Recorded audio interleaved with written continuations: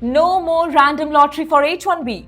Now it's a salary game. Students and grads, if your offers at 83,000, you are now at a major disadvantage. Stay tuned because your future depends on knowing the levels.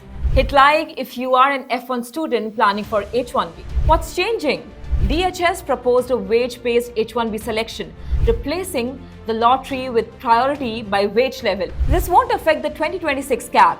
It's for the fiscal year 2027 onwards. Let's break down the 4 DOL wage levels, but with a critical disclaimer. These aren't fixed nationwide.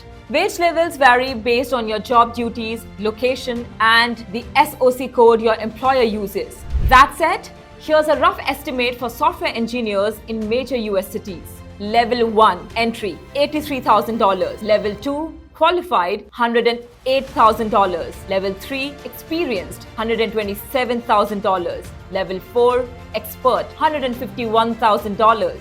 Winners senior roles, high paying tech professionals, large corporations. Losers new grads, startups, non-profits. Level 3 salaries will face steep odds. What students must know. If you are F1 aiming for H1B, target level 2 plus wages. Negotiate aggressively. Use the master's cap to your advantage. Seek employers who pay well.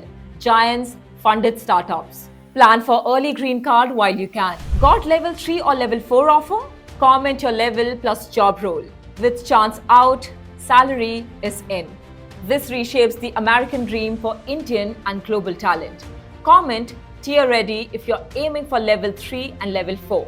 Let's strategize together. Like this video to get recommendations for regular updates. Also, subscribe for actionable visa and career advice.